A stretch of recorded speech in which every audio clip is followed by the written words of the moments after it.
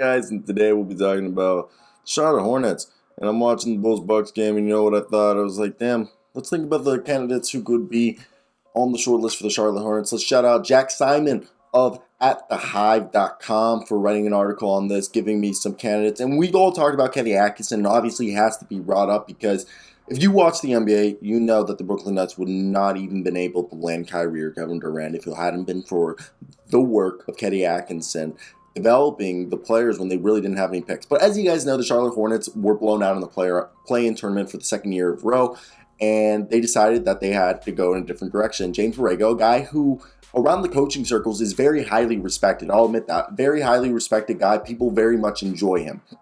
And it seems like talking with Hornets fans, even though he has improved the win total of the team year by year, and he seemed at first, like last year, he's had a good relationship with teams. It just seems like there was a growing frustration between the fan base and the team. And then there was also a frustration growing between the roster of players and the coaching staff. And even though James Borrego, is a highly respected coach who in terms has good philosophies, I think the execution of those philosophies, his defensive rotation, he's not as bad as a coach as Ryan Saunders or other young coaches who have been fired. I think this is a learning experience that we'll see, maybe like a Jason Kidd or a Monty Williams, where I know Monty Williams had a lot more success in his Pelicans/Hornets days, but I think he's way better of a coach now than he was then after he had about what you'd say like 6-7 years on the bench in between that. And I think this is going to happen with Borrego. He'll probably go sit on the bench somewhere and just learn, take this as a learning experience. But this is about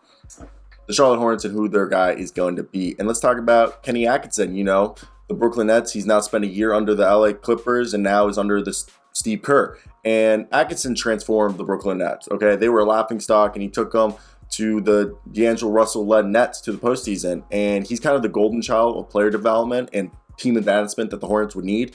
And in his time with the Clippers and the Warriors, he's had very successful stints developing the rotations and the defensive units of this team. And at 54, he's getting up there in age, but he's a perfect age for this team. Now, at the Hive put down Tony Bennett, Virginia head coach. The Hornets got outscored in the 2 play-in games. And so why not bring in a guy with elite defensive reputation? Because the Hornets might only average 80 points a night if they do bring in Bennett.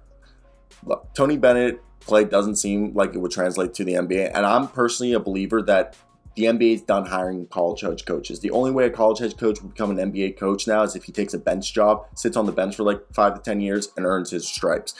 People are done.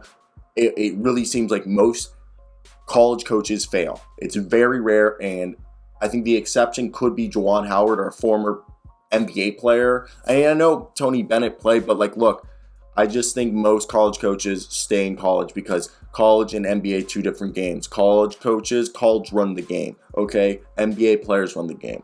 Now, Mike Brown, he's been talking around, and look, he's a guy coached Team Nigeria last year and was amazing, okay?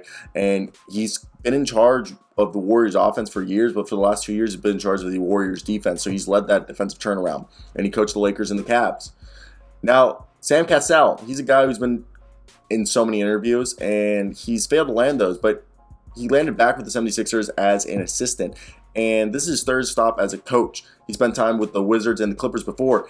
And Bradley Beal's first choice for the coaching job was Sam Cassell. And Sam Cassell is widely recognized for helping John Wall become one of the best point guards in the league. And he's highly respected. So he's kind of the team building respect guy that I think could be, a very good coach in the similar lines. Maybe I think if Chauncey Billups got a coach, I think Sam Cassell is more overqualified.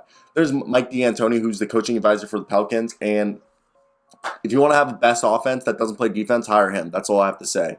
You know who Mike D'Antoni is.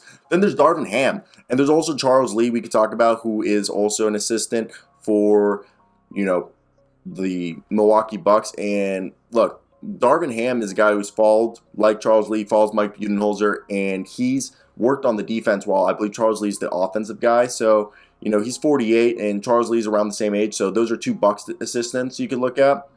Then there's Will Hardy, and it was that Will Hardy's already been announced as on the short list of the head coaching candidates for the, Kings. And he used to be a Spurs assistant. Then he went over with Ime Udoka to the Boston Celtics. He's a guy, 33 years old, a little young, but he went from video coordinator to an assistant, worked his way up, great guy. And, there's Dre Triano and Jay Hernandez who are on the team. Probably not. And, look, I think that's Terry Stotts. Terry Stotts parted way, but he helped build a successful, awesome, good team.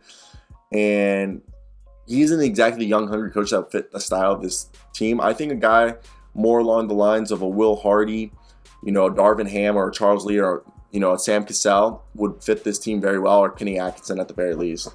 Like and subscribe.